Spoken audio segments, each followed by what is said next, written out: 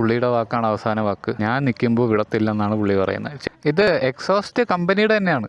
വല്ലാത്ത കഷ്ടം തന്നെ. 2 സൈലൻസർ ഉള്ളതുകൊണ്ടും കേൾക്കുമ്പോൾ പുള്ളിയുടെ ചെവിക്ക് ഒച്ച കൂടുതലുള്ളതുകൊണ്ടും നമ്മുടെ വണ്ടി വിടൂല. ഇത് എന്തിൻ്റെ ബേസിലാന്ന് മനസ്സിലാവുന്നില്ല. ഞാൻ പറഞ്ഞു ബന്ദിപ്പൂര്, മുതുമലൈ, ടൈഗർ റിസർവ് എല്ലാം നമ്മൾ ഈ വണ്ടി പോയതാണ്. ഇവരുടേത് സിംഗിൾ എക്സോസ്റ്റ് ആയതുകൊണ്ട് കുഴപ്പമില്ല എന്ന് പറഞ്ഞു.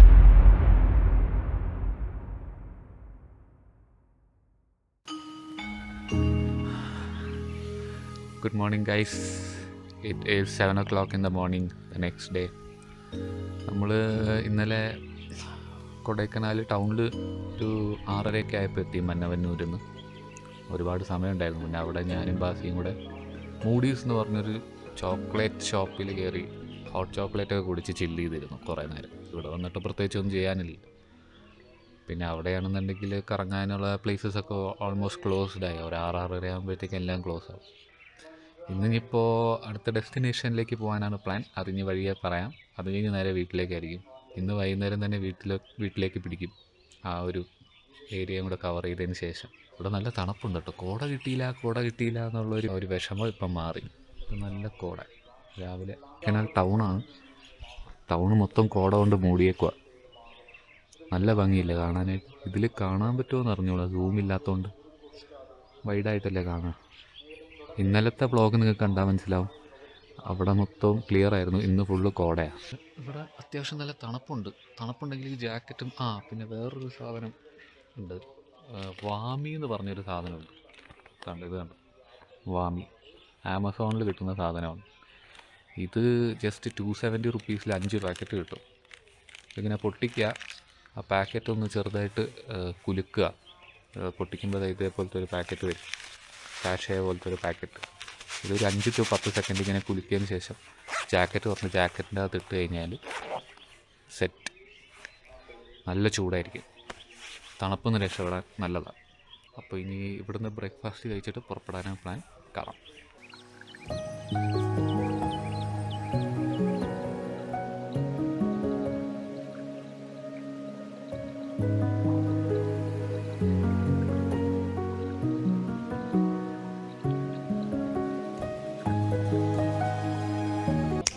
പറ്റി ഗൈസ്. അപ്പോൾ നമ്മൾ കൊടൈക്കനാലോട് വിട പറയുകയാണ്. വണ്ടിയൊക്കെ വാമപ്പായി. ഇവിടുന്ന് നേരെ നെക്സ്റ്റ് ഡെസ്റ്റിനേഷൻ എന്ന് പറയുന്നത് മേഘമലൈ.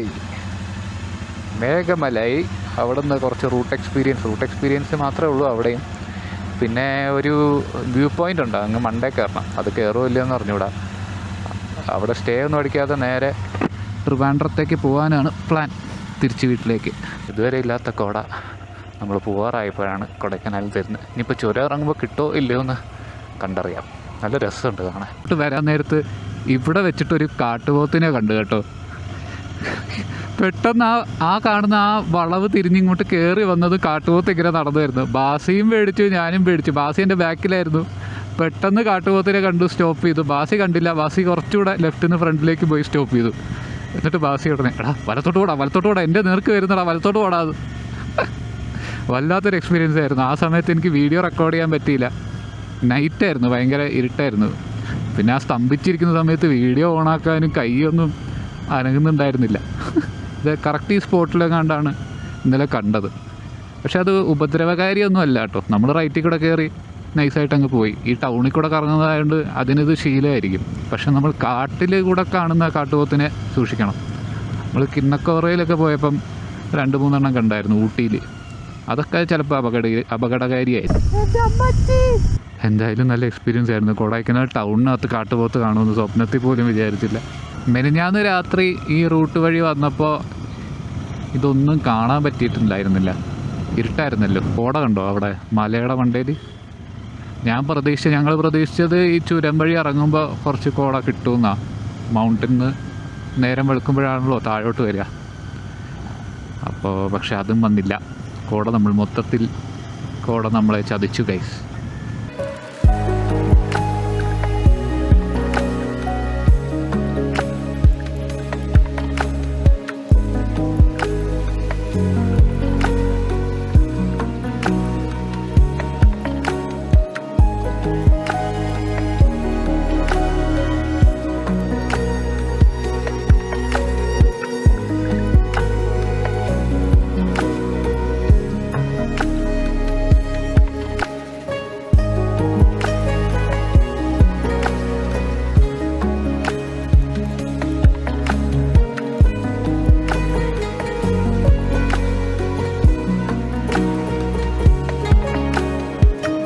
ചുരം ഇറങ്ങി ഒരു 4 കിലോമീറ്റർ കഴിഞ്ഞാൽ റൈറ്റാണ് ഗൂഗിളിൽ പറയുന്ന മേഘമലയിലേക്ക് പോകാനായിട്ട്. പെട്രോൾ അടിക്കണം. ഈ മീറ്ററിനെയൊക്കെ കണ്ണടച്ച് വിശ്വസിക്കാൻ പറ്റത്തില്ല. ആ കണ്ടോ, 4-ന് നേരെ 2. 4 കട്ട ഉണ്ടായിരുന്നു കുറച്ച് മുമ്പ്, അതിപ്പോൾ 2ആയി. റോയൽ എൻഫീൽഡ് ഇൻ്റർസെപ്റ്ററിൻ്റെ ഫ്യൂവൽ ഗേജ് പണ്ട് തൊട്ടേ പ്രശ്നമാണ്.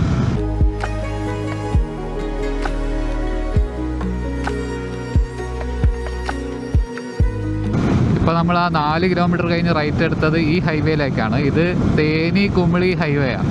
നേരെ പുറകിലേക്ക് ഡെൻഡിഗലിലേക്കാണ് പോകുന്നത്. നേരെ കുമിളി തേനി നാട്ടിലേക്കാണ് പോകുന്നത്.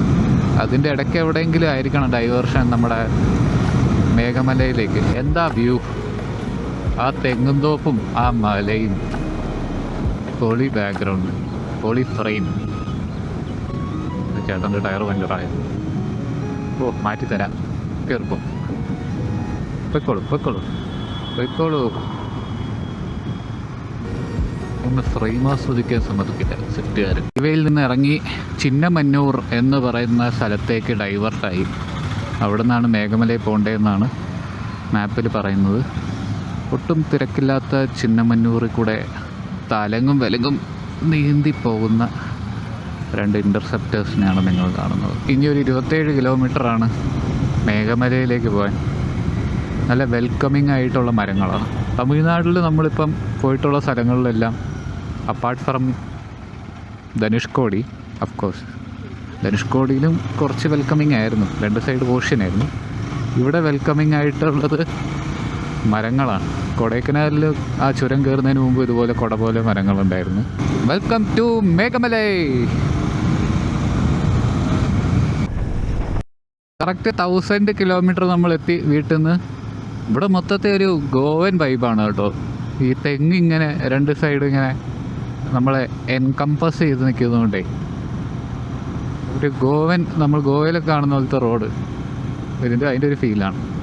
2 സൈഡും നല്ല വാഴയാണ്, വാഴക്കൃഷിയാണ് മെയിനെന്ന് തോന്നുന്നു. നല്ല ഭംഗിയുണ്ട് കാണാൻ. അതുകൊണ്ടോ കാറ്റാടി ഉണ്ടോ, സുലോചന ബ്രാൻഡാണെന്ന് തോന്നുന്നു. സുലോചന ബ്രാൻഡാണെന്ന് തോന്നുന്നു. അല്ല, പേരാണ് കേട്ടോ. അത് സുലോചന, അത് തങ്കം. ക്യാമറ നിങ്ങൾക്ക് കാണാൻ പറ്റുന്നോന്നറിയില്ല. ആ വിൻഡ് മില്ലിൻ്റെ ആ ഒരു പോളില്ലേ, അതിൽ പേര് എഴുതിയിട്ടുണ്ട്. ഈ കറങ്ങാതെ നിൽക്കുന്നത് തങ്കം, കറങ്ങുന്നത് അവർ. എന്തായിരുന്നു, സുഗതകുമാരിയും അവർ. അതിൻ്റെ ഇടയ്ക്ക് വാസിയുടെ റെയിൻകോട്ട് പറന്ന് ബാക്കിലേക്ക് പോയി. ഒരു ഓട്ടോ ഒക്കെ കയറി ഇറങ്ങി. അത് കെട്ടിയത് ശരിയായില്ല. ഇപ്പോഴും ഒരു ചരിവുണ്ട് അതിന്. അത് കേരളത്തിൽ പോകുമ്പോൾ പെട്ടെന്ന് എടുക്കേണ്ടി വരുമെന്നും പറഞ്ഞ് അവൻ ടെയിൽ ബാഗിൻ്റെ പുറത്ത് സ്ട്രാപ്പിട്ട് വെച്ചേക്കുക. മേഘമലൈ 22 ഓടൈപ്പട്ടി 4. ഇത് എക്സോസ്റ്റ് കമ്പനിയുടെ തന്നെയാണ്. மேலே ஃபாரஸ்ட் ஏரியாவுக்குள்ளே போகும்போது அனிமல்ஸ் எல்லாம் இது கண்டுட்டு பேடிச்சு பயந்து எங்கேயாவது போய் விடும். அதுக்காக அது வேண்டாம். വല്ലാത്ത കഷ്ടം തന്നെ. നമ്മുടെ വണ്ടി ഇൻ്റർസെപ്റ്റർ ആയതുകൊണ്ട് കയറ്റി വിടില്ല. സൈലൻസർ, കസ്റ്റം സൈലൻസർ ഒന്നും അല്ല, കമ്പനി സൈലൻസറാണ്. എന്നിട്ട് പോലും സൗണ്ട് കൂടുതലാണെന്നും പറഞ്ഞ് കയറ്റി വിടത്തില്ല. സംസാരിച്ച് നോക്കാം പുള്ളിയോട്. ആ, സ്റ്റേ ഇല്ല, ജസ്റ്റ് വിസിറ്റ്.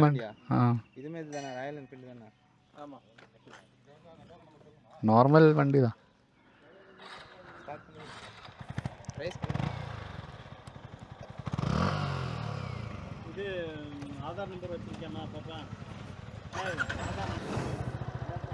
ആ പുള്ളി ഓക്കെ, പക്ഷെ ഇയാൾ സീനിയറാണെന്ന് തോന്നുന്നു. കിളമ്പൊന്നും തിരിച്ചു പോകാനാ.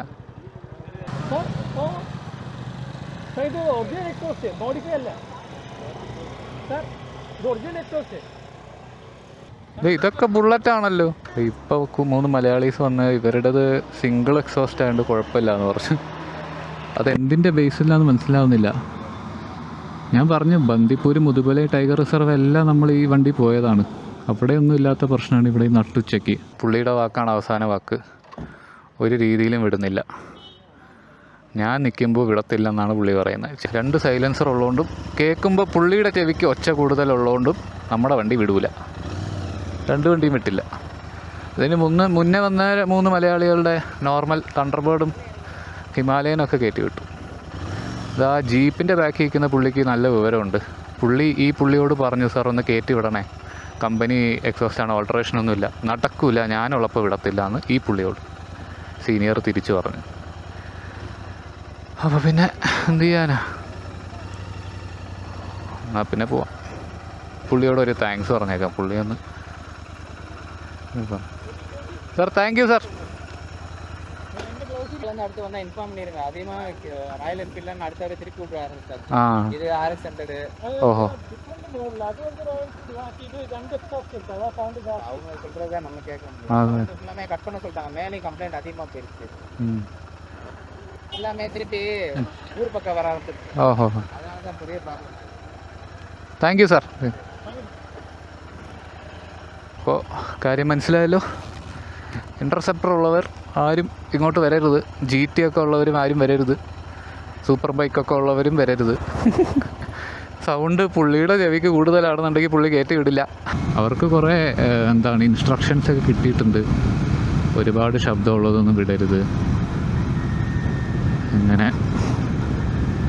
അല്ല, അറ്റ്ലീസ്റ്റ് ഒരു സ്റ്റാൻഡേർഡ് മെയിൻറ്റെയിൻ ചെയ്യണ്ടേ. ഇത്ര ഡെസിബലിലുള്ള എക്സോസ്റ്റ് മാത്രമേ വിടത്തുള്ളൂ, അതിന് മേലെ ഒന്നും വിടാൻ പാടില്ല എന്നൊരു ക്ലിയർ ഇൻസ്ട്രക്ഷൻ ഉണ്ട്. അതിൻ്റെ ആ ഒരു ഡെസിബൽ മീറ്ററും കൂടെ വെച്ച് ടെസ്റ്റ് ചെയ്തിട്ടാണ് നമ്മളെ ബാൻ ചെയ്യുന്നുണ്ടെങ്കിൽ we will happily leave from this place, no problem.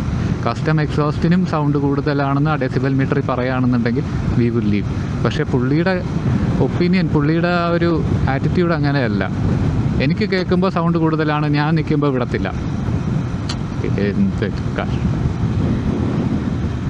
അങ്ങനെ മേഘമലയിൽ ഫ്ലോപ്പായി. കുഴപ്പമില്ല ഗൈസ്, അടുത്ത തവണ വരാം. വീട്ടിലൊരു ആക്റ്റീവ ഉണ്ട്, അതുകൊണ്ട് ഇതുവരെ വരാൻ പറ്റുമോയെന്നറിയില്ല, എന്നാലും നോക്കാം. ബാസിയുടെ കയ്യിൽ വേറൊരു ബുള്ളറ്റാണുള്ളത്, അതും പഴയ മോഡൽ, പണ്ടത്തെ ബുള്ളറ്റ്. അതും കയറ്റി വിടില്ല, ഉറപ്പാ. നല്ല വിഷമത്തോടെയാണ് നമ്മൾ രണ്ടുപേരും തിരിച്ചു പോകുന്നത്. ഒരുപാട് എക്സ്പെക്റ്റേഷൻസ് ഉണ്ടായിരുന്നു, ഒരുപാട് വീഡിയോസും എല്ലാം കണ്ടിട്ടാണ് ഈ ട്രിപ്പ് ഫുള്ള് ചാർട്ട് ഔട്ട് ചെയ്ത് ഫൈനലി മേഘമലയും കണ്ട് ഫുൾ സാറ്റിസ്ഫാക്ഷനോട് കൂടി തിരിച്ച് വീട്ടിൽ പോകാൻ പ്ലാൻ ചെയ്തു. Shit happens, we need to overcome that is the part of life. തങ്കം കറങ്ങാതെ നിന്നപ്പോഴേ എനിക്ക് തോന്നി എന്തോ പ്രശ്നം മുന്നിലുണ്ടെന്ന്. അതാ സുമംഗലിയും കറങ്ങുന്നില്ലല്ലോ. കാറ്റൊക്കെ നിന്ന് കേട്ടോ, ഒരു കാറ്റാടിയും കറങ്ങുന്നില്ല. നമ്മൾ അവിടെ നിന്ന സമയത്ത് വേറെ കുറച്ച് റോയൽ എൻഫീൽഡ് വണ്ടികൾ ഇറങ്ങി വന്നായിരുന്നു. എനിക്ക് തോന്നുന്നു ആ സമയത്ത് ഈ പുള്ളിക്കാരൻ ചെക്കിങ്ങിന് അവിടെ ഉണ്ടായിരുന്നുണ്ടാവില്ല, അവർ കയറിപ്പോയപ്പോൾ. നല്ല ഒച്ചയുള്ള റോയൽ എൻഫീൽഡ്, അത് ഓൾട്ടറേഷൻ ഉള്ളതാണെന്നാണ് എൻ്റെ വിശ്വാസം. ആസ് ഓൺ ഡേറ്റ് 22 ആണെന്ന് തോന്നുന്നു. 22 ഫെബ്രുവരിയിൽ ഒരുപാട് സൗണ്ടുള്ള വണ്ടികൾ കയറ്റി വിടൂല. Like RX 100, Interceptor, Continental GT, maybe even super bikes, higher capacity motorcycles. അപ്പോൾ അത് മനസ്സിൽ വെച്ചുകൊണ്ട് വേണം മേഘമലയിലേക്ക് വരാൻ. ഏറ്റവും രസമെന്ന് വെച്ചാൽ ഞാനാണ് ആദ്യം ചെക്ക് പോസ്റ്റിൻ്റെ അവിടെ എത്തിയത്. പോലീസ് സൗണ്ടൊക്കെ നോക്കി റൈസ് ചെയ്യാൻ പറഞ്ഞു, കൂടുതലാന്ന് പറഞ്ഞു, വിടത്തില്ല എന്ന് പറഞ്ഞു മറ്റേ പുള്ളിക്കാർ. എന്നിട്ട് കുറച്ച് കഴിഞ്ഞപ്പോൾ ഇവൻ വന്നു. ഇവനിവിടെ ഫോട്ടോ ഒക്കെ എടുത്തിട്ട് പതുക്കെ അങ്ങോട്ട് വരുമായിരുന്നു, ഇങ്ങനെ പാട്ടൊക്കെ പാടി വരുമായിരുന്നു. എന്നിട്ട് പെട്ടെന്ന് പോലീസ് കണ്ടപ്പോൾ ഇങ്ങനെ കൈയൊക്കെ ഉറച്ചിട്ട് സൈഡ് ഒതുക്കിയിട്ട്, എന്താടാ പ്രശ്നം? എടാ നമ്മൾ വിടുന്നില്ല, ഇൻ്റർസെപ്റ്റർ വിടുന്നില്ല, സ്റ്റോക്ക് എക്സോസ്റ്റ് ആയിട്ട് വിടുന്നില്ല എന്നൊക്കെ ഞാൻ പറഞ്ഞു. എന്നിട്ട് ഇവൻ പറഞ്ഞു ഞാൻ സംസാരിച്ച് നോക്കട്ടെ. എന്നിട്ട് മറ്റേ അങ്ങേര് വീണ്ടും വന്നിട്ട് ഇവനോട് റൈസ് ചെയ്യാൻ പറഞ്ഞു. കളമ്പ് തമ്പി എന്ന് പറഞ്ഞു, അതായത് തിരിച്ചു പോകാൻ പറഞ്ഞു. ഇവനെന്താ കേട്ടതെന്നറിയാം, കയറിപ്പൊക്കോളാനാണെന്ന് എന്നോട് പറയാം. എടാ അങ്ങനെ പറഞ്ഞ് കളമ്പെന്ന്, നമുക്ക് പോവാം, കയറി പോവാം. എടാ ഞാൻ പറഞ്ഞു അതല്ല, തിരിച്ചു പോകാനാ പറഞ്ഞേ, അല്ലാതെ കയറിപ്പോകാനല്ല. കോമഡിയായിരുന്നു അവിടെ. ഒരേ സമയത്ത് വിഷമവും പിന്നെ ഇവനെക്കാരനുള്ള തമാശയായിരുന്നു. നമ്മൾ തിരിച്ച് ഹൈവേ കയറി ദിണ്ടിഗൽ, തേനി, കൊട്ടാരക്കര ഹൈവേയിലേക്ക് തിരിച്ച് കയറി, കുമളി വഴിയുള്ളത്. എടാ ഇവിടെ ഇതിന് വ്യൂ കേട്ടോ, കമ്പം തേനി ഹൈവേ, രണ്ട് സൈഡും പാലക്കാടൻ വൈബ്സ്. ഇനി നമ്മൾ എവിടുന്നെങ്കിലും ലഞ്ച് ബ്രേക്ക് എടുക്കാനാ പ്ലാൻ. നല്ല വെയിലല്ലേ, കുറച്ച് നേരം ഇരുന്ന് റെസ്റ്റ് എടുത്ത് ഫുഡൊക്കെ കഴിച്ച് അപ്പോഴത്തേക്ക് വെയിൽ ചെറുതായിട്ട് താഴുമായിരിക്കും. നമുക്ക് 7 hours ട്രിവാൻഡ്രം കാണിക്കുന്നത്. 9 o'clock എത്തുമെന്നാണ് പറയുന്നത്. അപ്പോൾ വിത്ത് ബ്രേക്സ് ഒരു 10-10:30 ആവുമായിരിക്കും. പാടവും മലയും കാണുമ്പം എപ്പോഴും മറ്റേ നിവിൻ പോളിയുടെ പുതിയ പടം ഉണ്ടല്ലോ, അതിലെ പാട്ടാ ഓർമ്മ വരുന്നത്, വെള്ളാരത്താരം. അവിടെ ഇങ്ങനത്തെ ലൊക്കേഷനിലാണല്ലോ ഷൂട്ട് ചെയ്തത്. എന്തായാലും പൊളി ലൊക്കേഷൻ. വെയിലാണെങ്കിലും നല്ല ഭംഗിയുണ്ട്.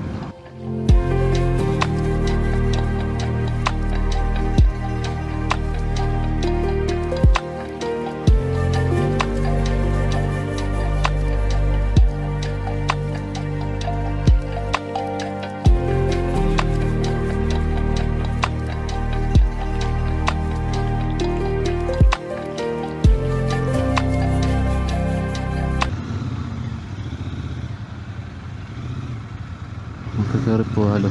ഓ, ബസ് വളയ്ക്കാൻ വേണ്ടിയിട്ട് വീശിയെടുക്കുക. അത് നല്ല കഷ്ടപ്പാടാണ് ഇതൊന്ന് വളച്ചെടുക്കണം എന്നുണ്ടെങ്കിൽ.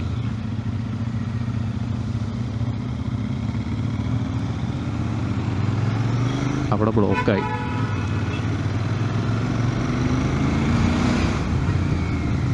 ഓ വാവ്, അത് കണ്ടോ, പെൻസ്റ്റോക്ക്, പെരിയാർ പെൻസ്റ്റോക്ക്.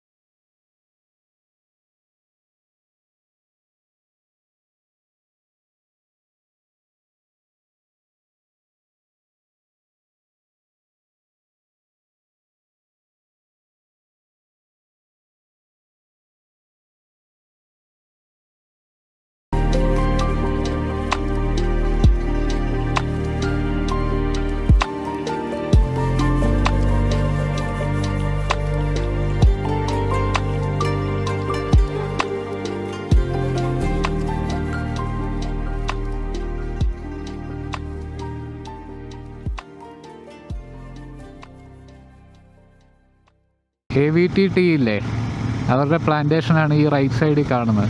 അവരുടെ തന്നെ ഫാക്ടറി ഇതിന് തൊട്ടടുത്ത് തന്നെ ഉണ്ട്. ഇത് ഫുള്ള് അവരുടെയാണ്. ചുറ്റിലും ലെഫ്റ്റ് സൈഡിലും ഉണ്ട്, ഈ റൈറ്റ് സൈഡിലും ഉണ്ട്. ഇത് കാണാൻ പറ്റും. AVT premium tea. നല്ല ഭംഗിയുണ്ടല്ലേ.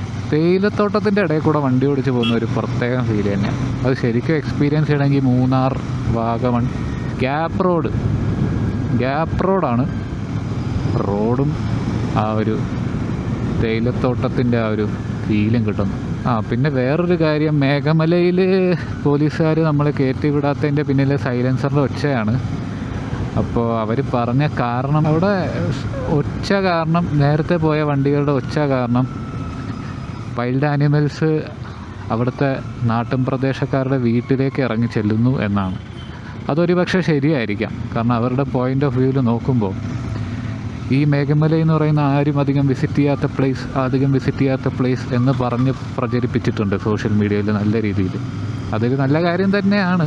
കാരണം സ്വസ്ഥമായിട്ട് ആർക്കെങ്കിലും പോയി ഇരിക്കാൻ ഓഫ് ബീറ്റ് ഡെസ്റ്റിനേഷൻസ് തന്നെയാണ് അധികം ആരും വിസിറ്റ് ചെയ്യാത്തത്. പക്ഷേ അങ്ങനെ പറഞ്ഞാണ് ഓരോ സ്ഥലങ്ങളും ടൂറിസ്റ്റ് ഡെസ്റ്റിനേഷൻസ് ആവുന്നത്. അപ്പോൾ അങ്ങനെ മനുഷ്യരവിടെ ചെല്ലുമ്പോഴത്തേക്ക് അവിടുത്തെ മൃഗങ്ങൾ ഡിസ്റ്റർബ്ഡ് ആവും. അപ്പോൾ അവിടെ സമാധാനമായിട്ട് ജീവിക്കുന്ന നാട്ടുകാർക്ക് അതൊരു ശല്യമാവും. മൃഗങ്ങളെല്ലാം അവരെ വീട്ടിലേക്ക് ആക്കിയാനായിട്ടൊക്കെ പോകും. അപ്പോൾ ഒന്നോർക്കുമ്പോൾ അവരുടെ പോയിൻ്റ് ഓഫ് വ്യൂവും കറക്റ്റാണ്. പക്ഷേ അവർ യൂസ് ചെയ്ത മെത്തഡോളജി, സൈലൻസറിൻ്റെ ഒച്ച മെഷർ ചെയ്യാൻ യൂസ് ചെയ്ത മെത്തഡോളജി,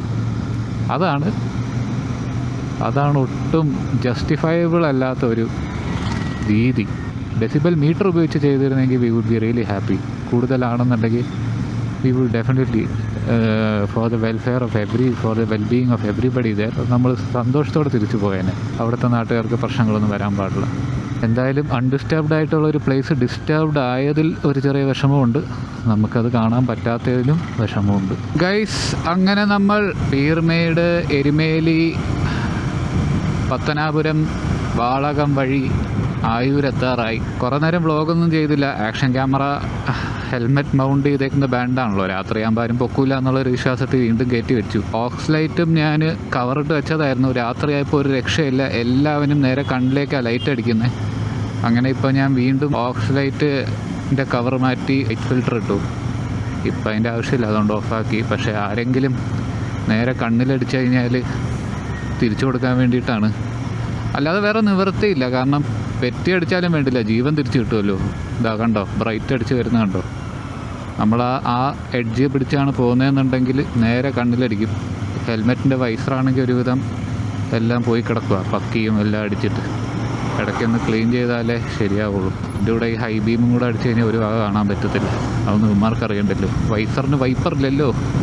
ബാസിയും ടയർഡാണ്, ഞാനും ടയർഡാണ്. അവിടെ ഇവിടെ ഒക്കെ മൊത്തം വേദനയാണ്.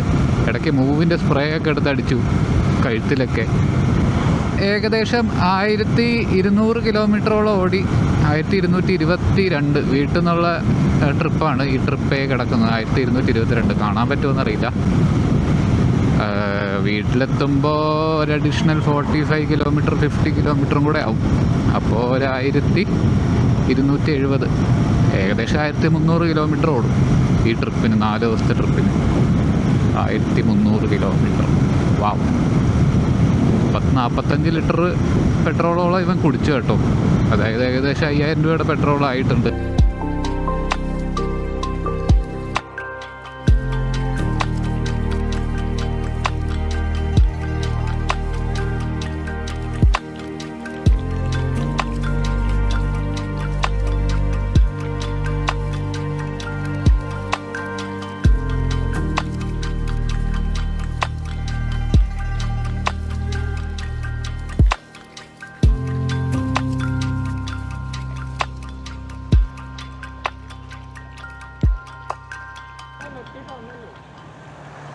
ബാസിയുടെ വണ്ടിയുടെ ചെക്ക് എൻജിൻ ലൈറ്റ് കത്തിയിരിക്കുകയാണ് ഗൈസ്.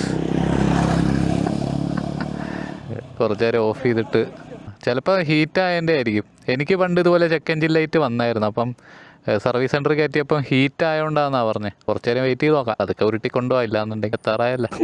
എത്താറായി ഒരു 10-30 കിലോമീറ്റർ ഉള്ളപ്പോൾ ചെക്ക് എൻജിൻ ലൈറ്റ് കത്തിച്ചുകൊണ്ട് തുടങ്ങിയപ്പോഴും തീരുമ്പോഴും ദുരന്തമാണല്ലോ ബാസി. രാശി തന്നെ. പാവം വരുന്ന വരവ് കണ്ടു. 4 ലക്ഷം രൂപ കൊടുത്തിട്ട് വണ്ടി വാങ്ങിച്ച് തള്ളിക്കൊണ്ട് നടക്കേണ്ട അവസ്ഥയാണ്. ഫുൾ ടാങ്ക് പെട്രോൾ അടിച്ചിട്ട് ദുരന്തം തന്നെ.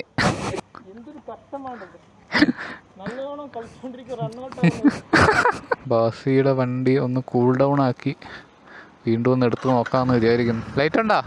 ഓടിച്ചു നോക്ക്, ഓടിക്കുമ്പോൾ അണയുമോന്ന് അറിയാമല്ലോ. നിങ്ങൾക്ക് ആർക്കെങ്കിലും ഇൻ്റർസെപ്റ്റർ ഉണ്ടെന്നുണ്ടെങ്കിൽ ഇതേപോലത്തെ ഇഷ്യൂ നിങ്ങൾക്ക് വന്നിട്ടുണ്ടെങ്കിൽ ഒന്ന് കമൻറ്റ് ചെയ്യണേ. സെൻസറിൻ്റെ ഇഷ്യൂ, ചെക്ക് എൻജിൻ ലൈറ്റ്. ഞാനതങ്ങനെ സീരിയസ് ആയിട്ട് എടുത്തിട്ടില്ല. എൻ്റെ വണ്ടിയിലെ ചെക്ക് എൻജിൻ ലൈറ്റ് വന്നും പോയിരിക്കും. 600 കിലോമീറ്ററൊക്കെ ആകുമ്പോൾ തന്നെ അതങ്ങ് ഓഫാവും. വണ്ടി തന്നെ വിചാരിച്ചാണ്, ഇവനോടൊന്നും പറഞ്ഞിട്ട് യാതൊരു കാര്യമില്ല.